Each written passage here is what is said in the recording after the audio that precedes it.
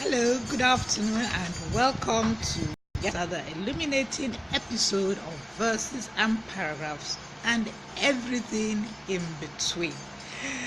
Today is the 3rd of May 2018, and it is great to have you on our program.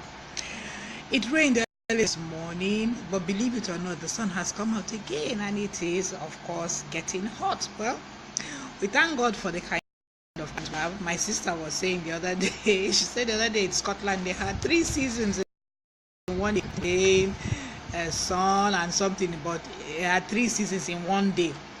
But whether it is hot, whether it is cold, whether it is rainy or whatever, we give thanks to God Almighty for yet another day on planet Earth. Today we're going to be talking about idioms. If you've been watching my Facebook page, I've been putting up a lot of posts on idioms. We use idioms every day. Anyhow, we use idioms to back up what we're saying. We use idioms because they've already become part of us, and so part of our lexicon, part of our language, and so we use idioms on a daily basis. Now, what are idioms? First and foremost, the word idiom is a noun. Idiom is a noun. Now, idiom is an expression whose meaning is not predictable from the usual meaning of its constituent elements, as in the words that form the idiom, which is also like a phrase. They do not have any meaning whatsoever. When you use the words, for instance, when you say it is raining cats and dogs, are there cats and dogs literally falling from the sky? No, I think maybe, I don't know where it came from, but these idioms are there and we use them every day. There's also the one kick the bucket. If you kick the bucket, I'm sure, as if you literally kick the bucket, you have a sore foot. But kicking the bucket is a euphemism for saying the person died. Now, idioms also are a language. You could describe an idiom as a language, dialect, or style of speaking that is peculiar to a people. Today we're talking about idioms. What are idioms? And idioms are expression whose meaning is not predictable from the usual meanings of its constituent elements. And like I said earlier on, it's raining cats and dogs. And we always use that in the idiom to mean that it's a heavy thunderstorm out there. It is raining. It is heavy. The rain is heavy. And when you say kick the bucket, when you say kick the bucket, if you literally kick a bucket, you have a sore foot. But when you say kick the bucket, it's a euphemism for someone died. And then an idiom is also a language, dialect, or style of speaking peculiar to a people. And Ella, my sister is watching. Ella is watching all the way from Edinburgh. Thank you so much for joining our live broadcast. Today we are talking idioms. Earlier on, before you came on, I was talking about the fact that this morning it rained heavily, and even though it rained heavily, it is sunny outside right now. It's sunny and it's hot. And then I mentioned the fact that a couple of days ago you said that in Edinburgh you had 3 seasons in one day. I think you said you had rain, you had sun, I don't know whether you had snow, but you said you had 3 seasons in one day. I was talking about the fact that we should be grateful to God that no matter what the season is, we give thanks to God. And so back to idioms. So what are idioms? Idioms are expressions whose meaning is not predictable from the constituents of the words. Yeah, thank you. And like I said, you say it's raining cats and dogs.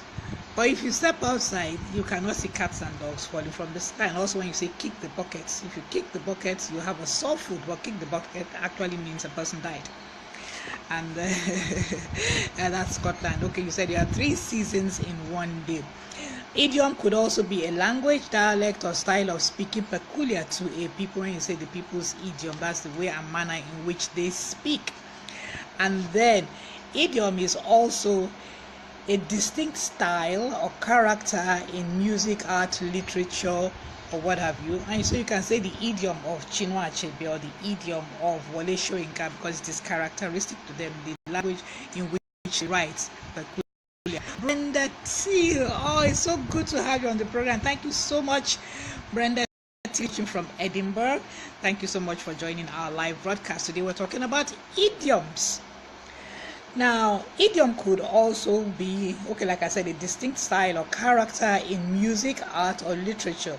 So if for the Nigerians, we will say the idiom of Chinua Achebe or Wole Soyinka, you know, they have a peculiar style of writing, so the language in which they write will be their idiom. Now, I want to give you some examples of our usual or regular idioms, and even as we're speaking, if you tell me some, I would love to hear some of the idioms that you either use or you've heard people use or are in common usage. You talk about a hot potato. When you say hot potato, means the issue is hot. Something is really exaggerated, and it is hot. So you say a hot potato. Or if I say a penny for your thoughts, it means, can you tell me what you are thinking? I'm not going to pay for your thoughts. It just means I want to know what you are thinking. Can you, those of you already watching, can you tell me some idioms that you are familiar with or which you use? I would like to read them out right now as I read the examples that I have. So Eloho and Brenda, if you have any idioms that you use on a regular basis. Hi Brenda, hi. Thank you so much for joining the live broadcast. We're talking idioms today, and I'd like some examples from both you and Eloho because you are the two I can see who are watching right now. Can you give me some examples? I am already reading out some examples. Like you have a hot potato, which means like a hot issue. A penny for your thoughts. So what are you thinking about? I'm not going to pay for them, but like a penny for your thoughts. You see someone, a penny for your thoughts. Then you have actions speak louder than words. I know Nigerians love using that one. Actions speak louder than words. Yeah, what your mouth is saying is not what you are thinking, because the way you are behaving, your body movement shows me that what you are saying is different. Then Nigerians like that. I used to remember this one when we were in secondary school and you do something, the seniors will say you are adding insult to injury.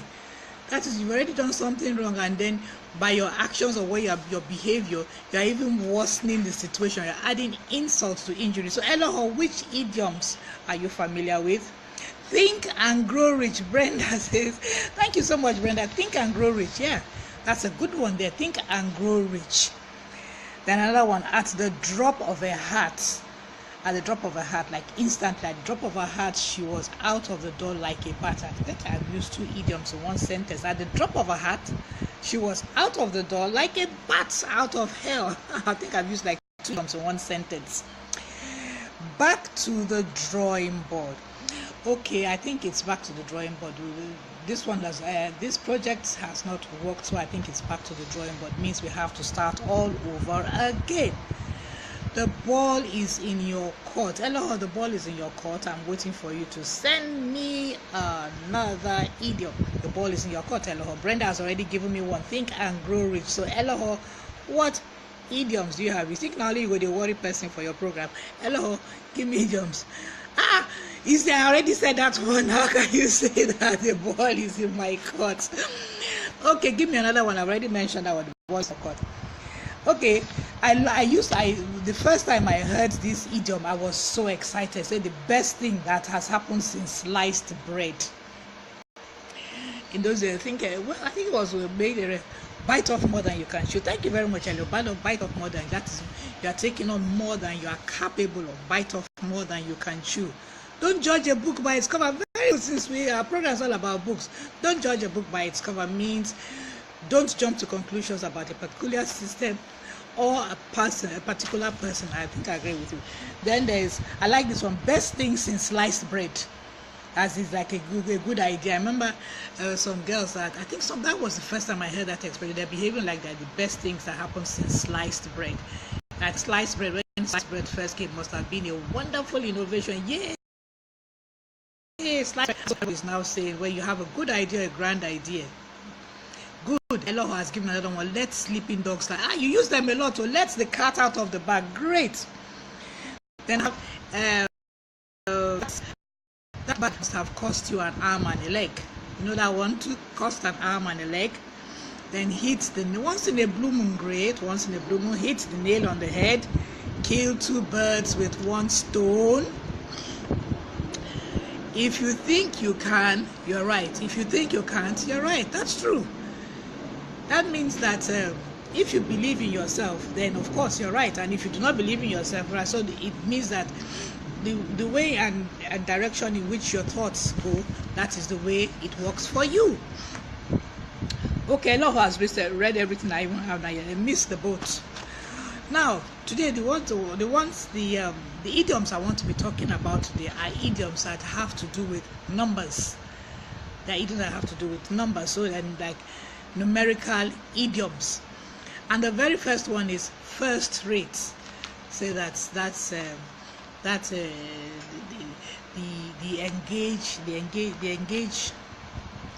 engage concert of last year was first rate, first of its kind. Now in the 1600s, first rate referred to a class of warships of the highest rate of value. And so in the 1600s, when you're talking about first rate, was because of that time, at that point in time, the warships were highest value that you had. Then by the early 1700s, first rate moved beyond the sea and came to refer to persons of high rank. So from warships that were of high rate and value, they now moved beyond the sea to persons that were of high rank. So they're referring to people of high rank as first rate. Today, the phrase means excellent, superb, describing anything from first-rate actors to first-rate shoes and to a first-rate concert to first-rate radio program. So something that is excellent or superb is first-rate. 2. Second nature. Mukhtar Bako Musa, thank you so much for joining our live broadcast wherever you're watching from. I'm still waiting for you to tell me where you're watching from. If you said they can't catch you. Today we're talking about idioms. And we're talking about numerical idioms. So the second one is second nature. I'm sure you've heard that said. We've talked about first rate, now talking about second nature. Many idioms with second, like second fiddle, second bass, second thoughts, rely directly on the definition of second, as in meaning the next that comes after first. So you have first, second, third. So when you have idioms which have second fiddle, second bass, second thirds, okay, the meaning relies on the definition of second. However, the phrase second nature does not follow that strict sense at all. Aristotle expresses the concept that humans have a first nature of biological characteristics and a second nature of acquired behavior. So your first nature is your biological characteristics, that which defines what makes you who you are. And then the second is a second nature of acquired behavior that you acquire. And so the phrase second nature has come to mean an acquired habit in one's character that is so deeply ingrained as to appear automatic. So like it is second nature for her to have a kind heart. It is second nature for her to be so generous. It has become so much a part of that person that has become like an acquired habit, acquired behavior. Then for the people, say it is second nature in him to be very rude. He has become so rude so often that it has become his second nature. So now we've talked about two. We've talked about first rate and we've talked about second nature. And now the third one is third degree. In medical nomenclature, third degree burns are the most intense on the spectrum of first, second, and third. When you see someone has got third degree burns, that means that that person really got burnt, third degree. In criminal justice terminology, a third degree offense is the least serious type of infraction as in a felony. And then you say that one in the third degree. Then there's the idiomatic sense of third degree, meaning intensive question or rough treatment. Now, where did that one come from?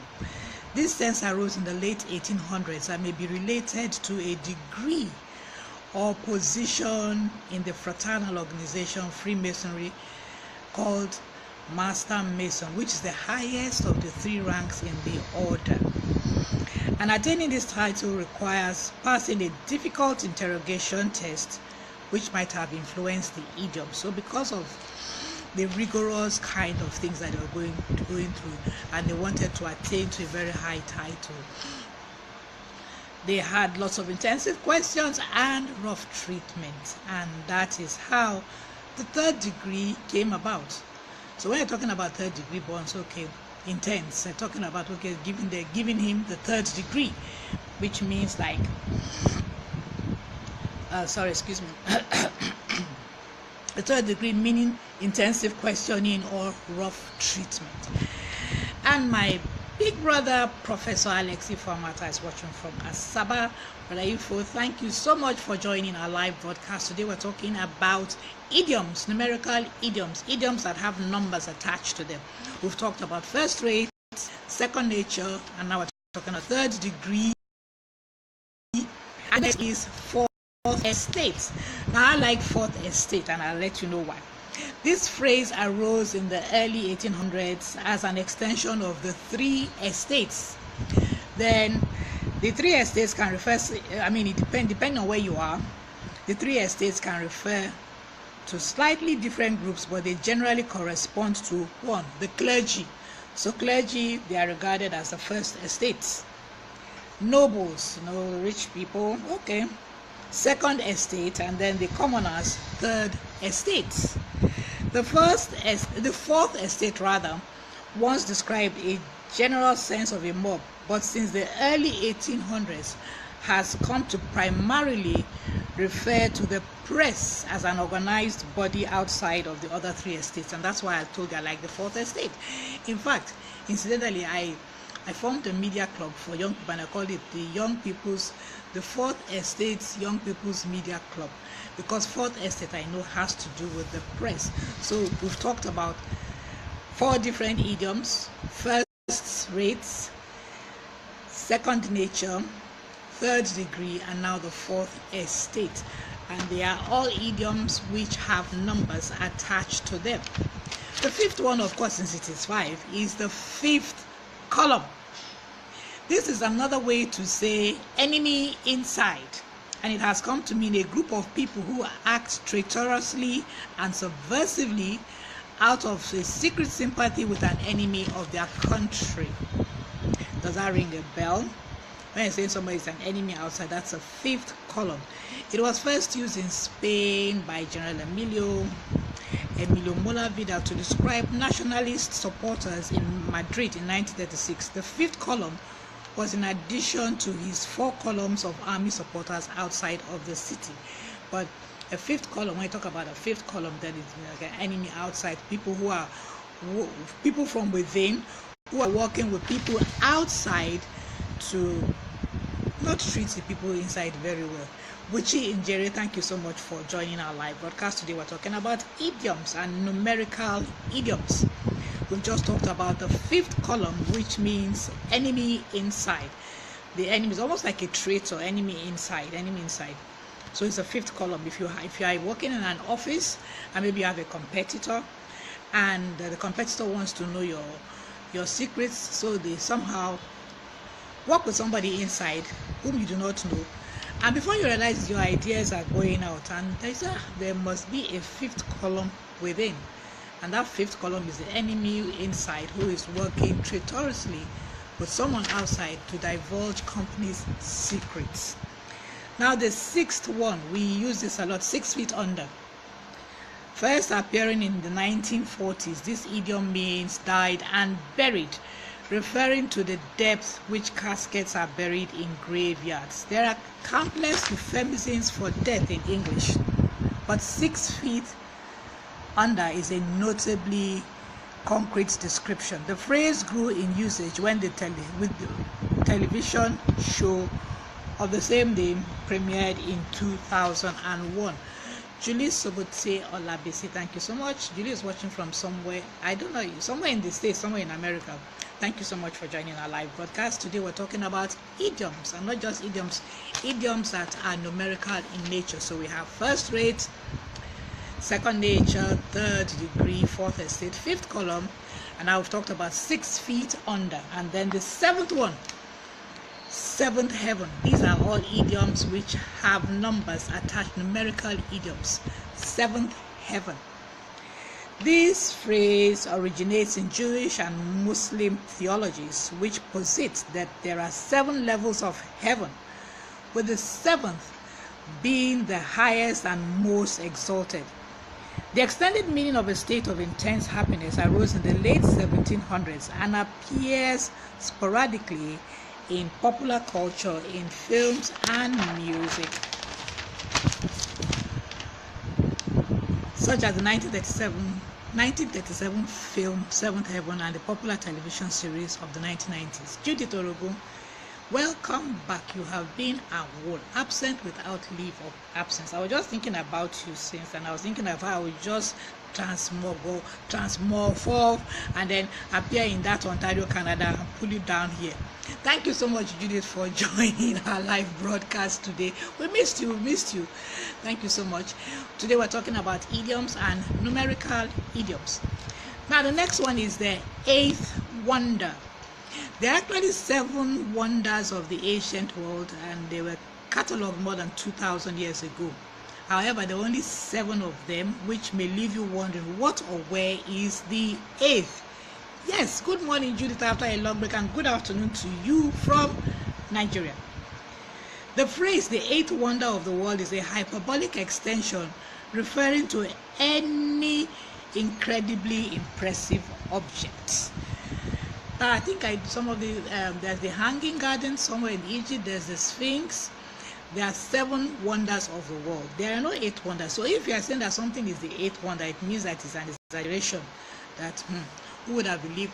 I remember there was one time in Nigeria was supposed to host something, and they said something about the statement does not have the correct kind of grass, and then someone said, and then Nigeria now promised that don't worry, Shay, you people are coming, don't worry, you have the grass. And then someone said if that grass appears, then that will be the 8th wonder of the world.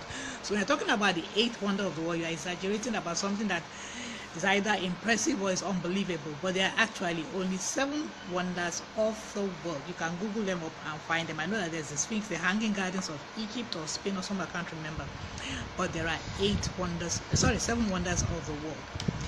Then the 9th one says to the nines. I don't know whether we use that expression here in Nigeria, to the nines. Starting in the early 1700s, to the nines had a life of its own, which meant to perfection. When they were talking about 9, it meant something that was perfection. But today, this idiom is most commonly used in the verb phrase dressed to the nines. When you say someone is dressed to the nines, in fact, the way I've put the emphasis on dressed to the nines, you should know that means that the person dressed in such a way that, of course, when he or she stepped out, heads must turn. It's just like I keep on referring to Ebuka, who is a host of the Big Brother Naija. Somebody said that the reason why he kept on watching Big Brother Naija every week was just to see what Ebuka was going to wear. So Ebuka was always dressed to the nines, means dressed flamboyantly or smartly. When you say someone is dressed to the nines, the person is dressed flamboyantly or smartly. The origin of this particular phrase is unknown, but 9 is used in many idioms to signal perfection, like cloud 9 and the whole 9 yards. So anything to do with 9 in any idiomatic phrase has everything to do with perfection. And then we have the 10th one. Now this one might not be peculiar to us because I don't think Nigerians surf. This one is called hang 10. Hang 10 is used in surfing jargon. Those people who put boards on the water and then they surf with the waves. And then to hang 10 means to put all 10 toes over the front of the surfboard with the weight of the body as forward as possible to increase momentum. The phrase came to embody a range of colloquial extensions from joining the cool crowds to hanging out and having a good time, but none of them have achieved widespread use. Well put together or complete. Is that dressed to the nines, Judith? They're talking about dressed to the nines. Well put together or complete, dressed to the nines. I guess that's what you're talking about. Anyhow, so we've talked about 10 different idiomatic expressions which have had to do with number. So a quick recap. First rate, which refers to excellent, things that are excellent and superb. Second nature, we're talking about second nature, not second as in the next after first, but something that has been acquired over time, that it has become part of you. Like you can say that it is her second nature to be very generous, or it's her second nature to be kind, or it is his second nature to be unruly, second nature to be rude. So something in your acquired human behavior that you've acquired over it, when you say something is second nature to a person, then we talked about third degree. Third degree is something that is very intense. When you talk about third degree burn, it means that when you're talking about first, second, and third degree burn in medical nomenclature, it means that it is very serious. And then third degree also requires intensive questioning or rough treatment. When they say giving him the third degree, they gave him the third degree, intensive interrogation.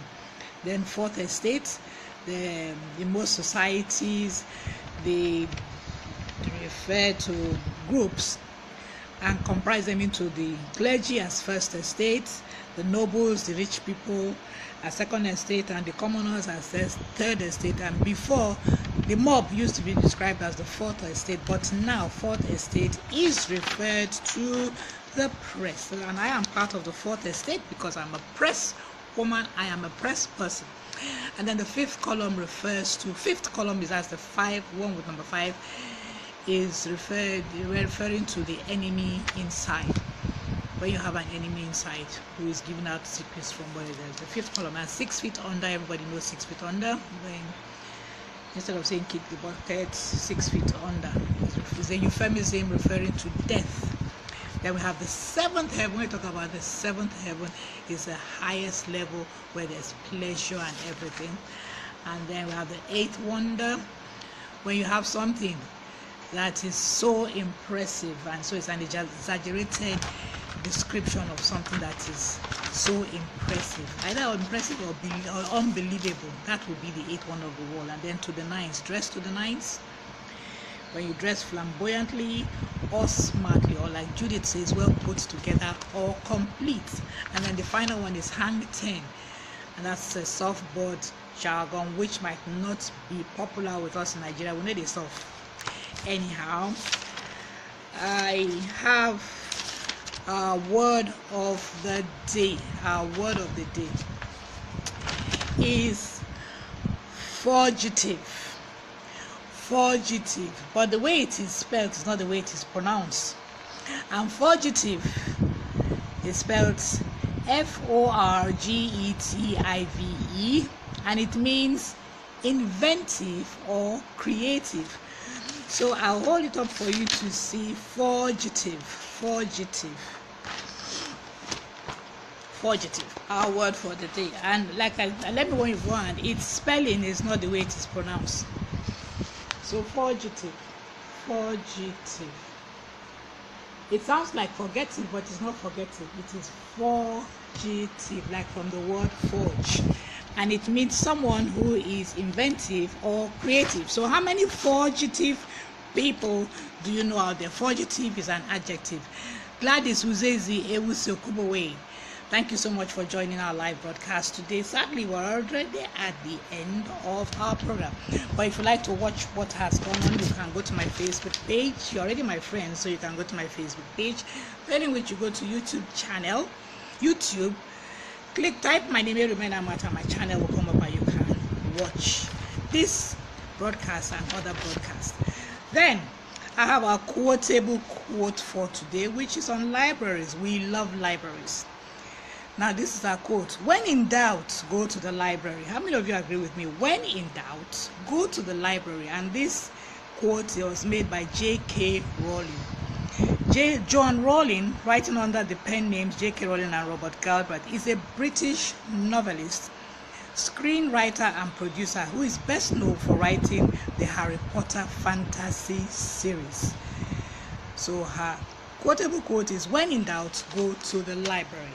Now, talking about libraries, yesterday I was at a school, a special school for the hearing and hearing impaired. I had learned that they were in need of books. So I went to go and see the library, and actually, in fact, even the section where you have English books, the shelf is very, very bare. So since we are all about encouraging the book reading culture, and this program is also designed to assist in bringing back the book reading culture, I would like to make an appeal to anyone. If you have any books, because it's both the senior and secondary school session, they are hearing impaired. I even saw one of the students yesterday, lovable little child. She came into the principal's office while we're talking, good boy, but they are all lovable. So those are the kind of children that are in the school. They are both the junior and senior secondary school. They are hearing children and hearing impaired. They are also normal children, but they all go to school together. Some of them have Down syndrome, but they are all in school there. But we would like to fill up their library with books. The principal told me that she had spoken to some of the students who had gone on before, and then they helped to bring in computers, but that's not enough. So if you have any book that is lying anywhere and is not being used, we would love to have the books here in Lagos. If you have any books and you want to send them, just let me know, and I'll give you the address where to send these books to help these children. Let us give back to society. Beyond giving back to society, we want to help the book reading culture, bring back the book. How many of you watching now were not crazy about books when you were growing up? Isn't it appalling to see that the children these days, they hardly know anything about books all day? I mean, thank God for technological age, but for technology, I wouldn't have been able to do this one. But that notwithstanding, we need to read, because readers are leaders and writers rule. I'm a writer, so I rule. Anyhow, this is an appeal to you. If you have any books that are lying around there, your children's books, secondary school books, we would love to have them here in Lagos, and so that we can make a donation of these books to fill up the library of the school. It's a government secondary school, senior and junior secondary, and it's a special school for hearing and hearing impaired children. Gail Martins, thank you so much for joining the broadcast, but we're at the end. Gail is watching from Abuja. And on that note, I would like to say thank you to everyone who has joined us from Edinburgh, from America, from Abuja, from Lagos here, from Asaba. Please, if I missed out on your kids love books. Okay, I know your kids love books, so you cannot give away your books. Anyway, your kids are the kind of books that your kids have. Hello, my sister says her kids love books. Okay, your kids love reading, and that's because you, as their mother, you make them to read books. It is really sad, Judith. Judith Orogun says it is really sad that reading is no longer a passion for many, and that's why, apart from everything else, I have designed this program so that we can get like-minded people to help encourage our youth of today to read. And the principal herself, who might be retired, is going to go on retire, and she has a passion, and she started the library so that you can bring back the book reading. Because if there are lots of books, readable books in the library, children will want to be there. Oh, thank you so much. Judith Orogun says she will contact someone in Lagos to send something to the project. Thank you so much. Thank you so much. God bless you for that one. Thank you so much. So if you have books, or you have friends who are in Lagos who have got books, children's books, who want to send these books to the school, and like one of my friends suggested, some of these days I will even have my live broadcast from the school library, so you can see that it is not of books. Thank you so much. Judith watching from Canada, Jusobote watching from America. I'm trying to remember the names of those, everybody. I know my brother's watching from Asaba. Eloho and Brenda are watching from Edinburgh. Thank you so much. Okay, yes, Elo, I got that. Elo says she will send books, but just saying they love to read, and I'm happy they love to read, because in our family, we are readers. Readers are leaders. Please, let's put that out. Let's make it viral. Readers are leaders, and writers rule. Thank you so much, everybody, for joining our live broadcast. It's been so good having you today. Go ahead and use the idioms, and if you know any fugitives, remember, a fugitive person is an inventive or creative person. Now, hold it up again. Our word of the day, fugitive. Our word of the day is fugitive. It is spelled almost like forget. Fugitive. That's our word of the day. Fugitive. And a fugitive person is an inventive person. Akpoghene-Adaiah, you are joining just as I'm signing off. Thank you so much anyway for joining our broadcast. You can join us again tomorrow by 1 p.m. Akpoghene-Adaiah is watching from Abuja. Thank you everybody for joining our live broadcast. I look forward to seeing you tomorrow by 1 p.m. again. Thank you so much. Goodbye.